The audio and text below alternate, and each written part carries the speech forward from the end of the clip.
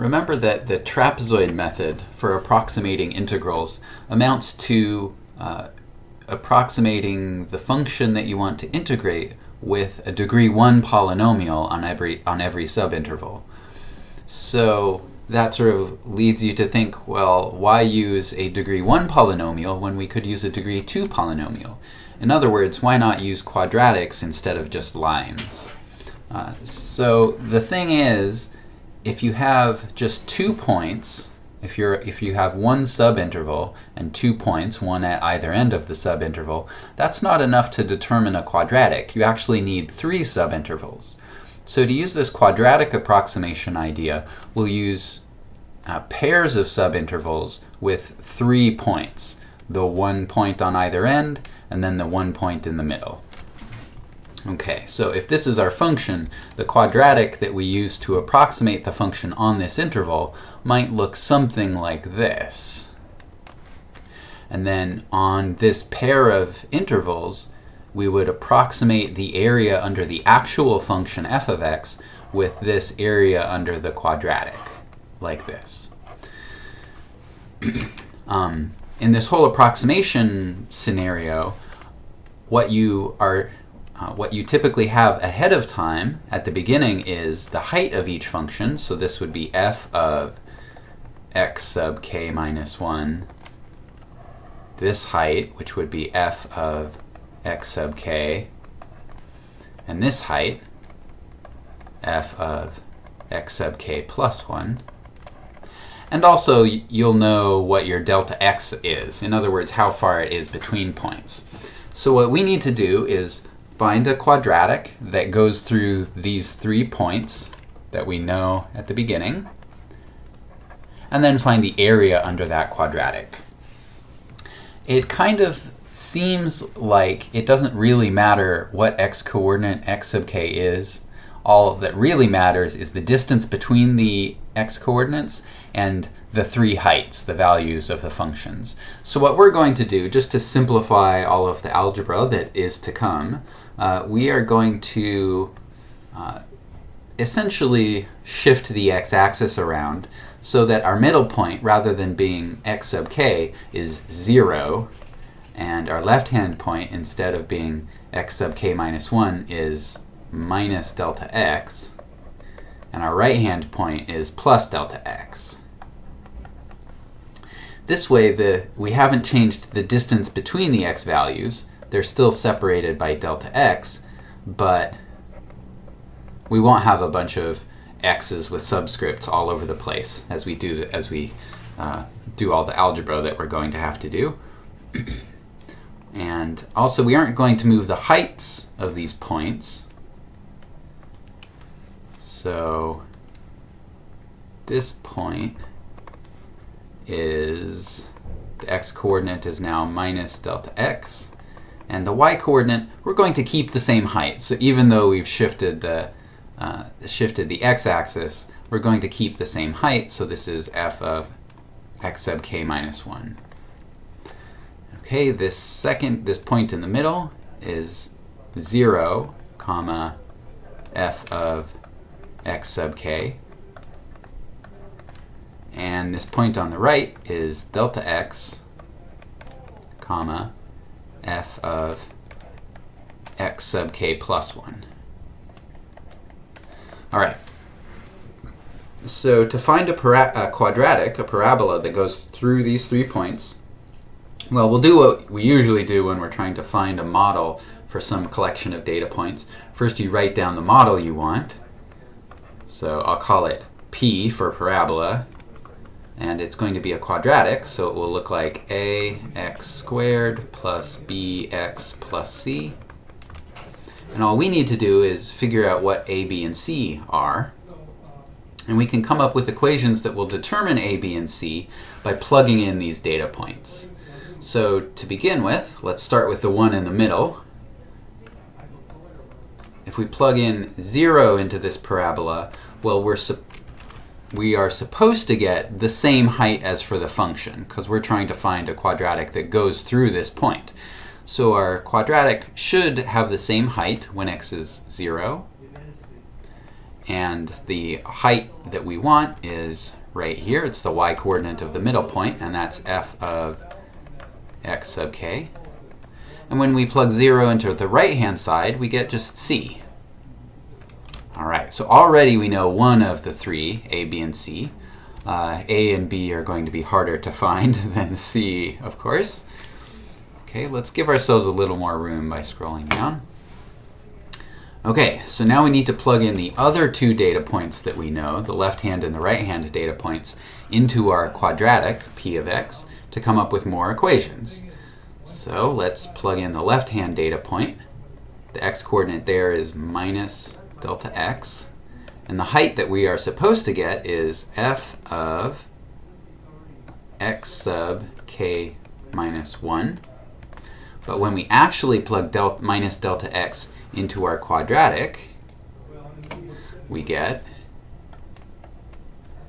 a times x squared, a times delta x squared, or minus delta x squared, plus b times minus delta x plus c. Okay, when we plug in our right-hand data point, we get f of x sub k plus 1 equals p of delta x. But when we plug delta x into our quadratic, we get a times delta x squared plus b times delta x plus c. Okay. So now we have these two equations in blue, and we need to solve these equations for a and b. Remember, we already know what c is. C is just f of x sub k. So these two equations are a linear system, so we will be able to solve this system. It's just a matter of doing all of the bookkeeping without making any mistakes. All right, so f of x sub k minus 1 equals this first term, a times minus delta x squared. The squaring gets rid of that minus sign, so we end up with a times delta x squared. In the second term, we have a minus sign, so minus b times delta x plus c. Our second equation is f of x sub k plus 1, and that's a times delta x squared plus, this time, b times delta x plus c. Now we need to solve this for a and b, because we already know c. And if we just add these two together, we get f of x sub k minus 1 plus f of x sub k plus 1 equals 2 times a times delta x squared plus 2 times c. And remember, we already know c. It's f of x sub k. So now that we've eliminated b, we can just solve this equation for a. So move the 2c over. Actually, while we're at it, remember that c is f of x sub k. So let's put that in there right now. Okay, so let's move the 2 times f of x sub k over. We get f of x sub k minus 1 minus f of x sub k plus f of, sorry, this middle one should have a 2, minus 2 times f of x sub k plus f of x sub k plus 1 equals 2 times a times delta x squared. And then to find a, just divide. So a is f of x sub k minus 1 minus 2 times f of x sub k plus f of x sub k plus 1 all over 2 times delta x squared. Okay, now we have A, we need to find B. So we can take either one of the, well, why don't we do it this way? Let's take the first equation and multiply it by -1. So that's minus, whoa, I accidentally made my brush huge. Let's see if we can get this smaller. There we go. All right, so f of, we're taking the first equation way up here and multiplying that by -1. That gives us minus f of x sub k minus 1 equals minus a times delta x squared minus, plus b times delta x minus c. We do know a and c at this point, but it turns out they're going to cancel anyway, so let's just abbreviate them by writing a and c. Okay, now our second equation way up here, let's just copy that one down without changing it. So f of x sub k plus 1 equals a times delta x squared plus b times delta x minus, plus c. Now we can add these equations together. We get f of x sub k plus 1 minus f of x sub k minus 1 equals, on the right hand side, the delta x squared terms cancel, the c's also cancel, and we're left with 2 times b times delta x. And so b is f of x sub k plus 1 minus f of x sub k minus 1 all over 2 times delta x. Okay, so finally we know b, we know a, and remember a couple screens ago we found that c is just f of x sub k. Okay, so now we know a, b, and c, so we know our quadratic p of x. Remember, if we scroll up, we have p of x is a times x squared plus b times x plus c, and we just found a, b, and c. So now we know our quadratic p of x.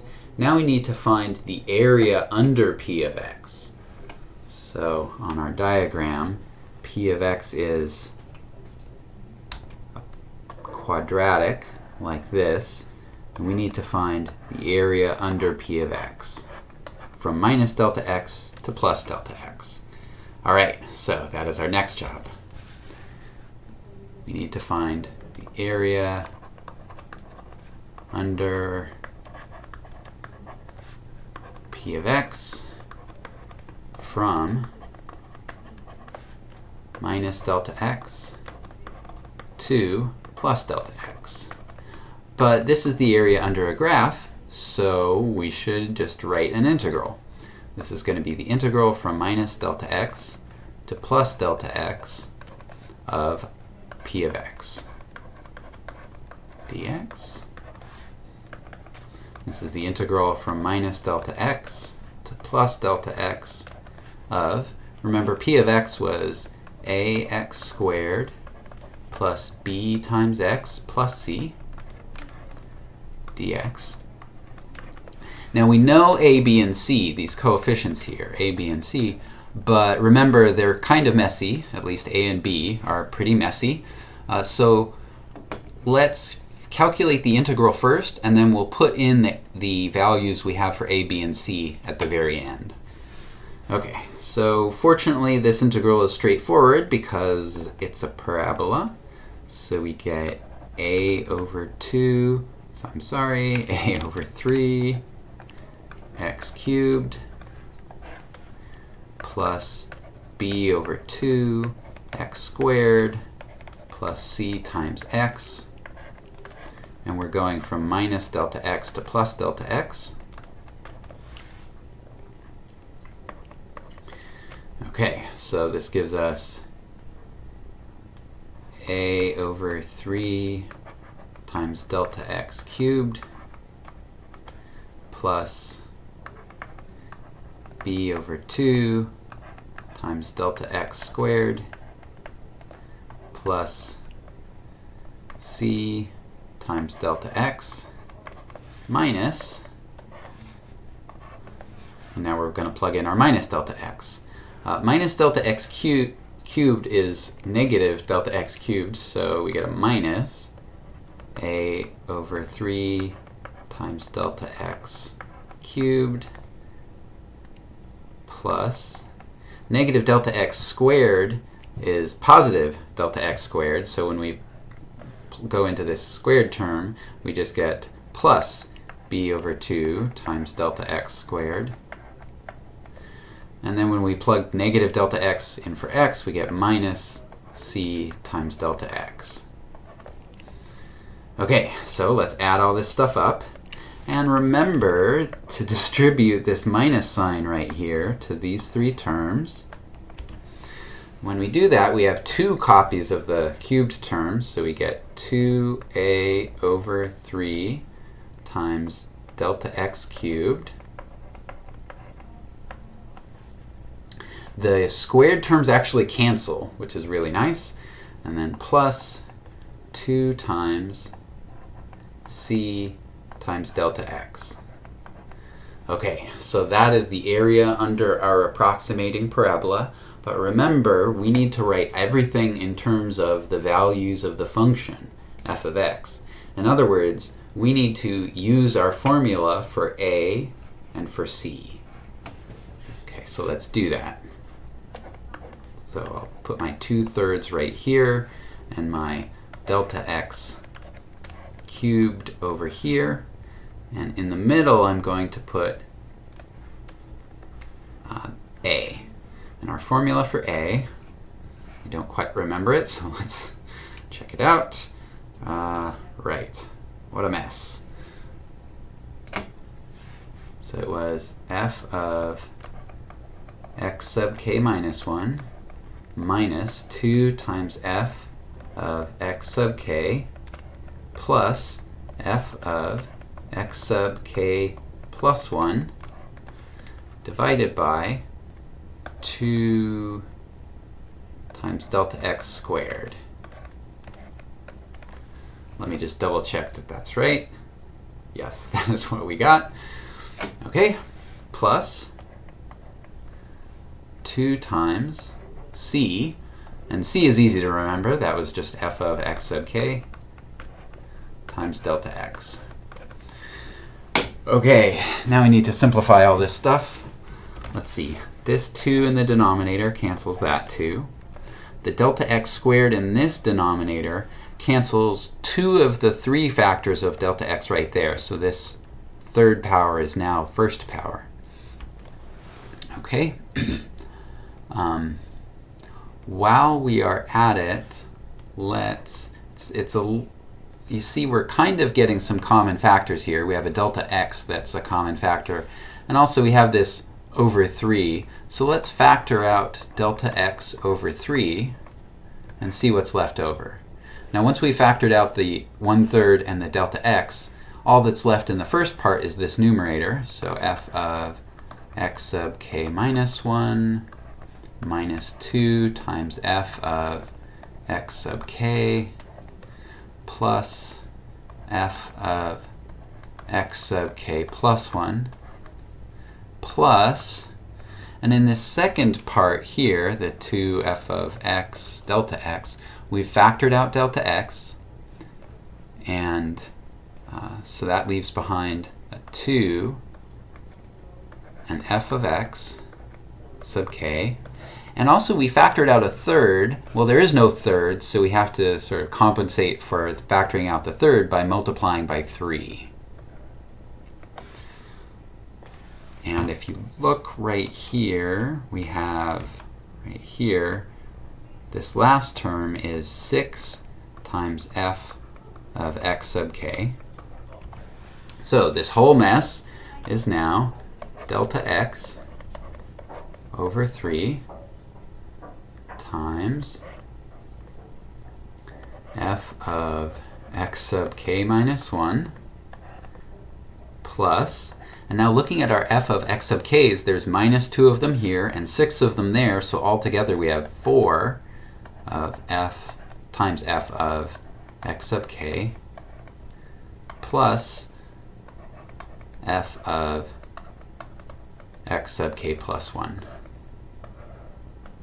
All right, so finally we have a formula for the area under the approximating quadratic, and we have this area in terms only of the spacing between the points, which is delta x, and the values of the function, which are these f of x sub k minus 1, f of x sub k, and f of x sub k plus 1. So this is what you get for the approximate integral using a quadratic approximation on a single pair of intervals. So next what you would want to do is see if you have more than one pair of intervals, how do the endpoints of the intervals overlap? And we'll leave that for a later time.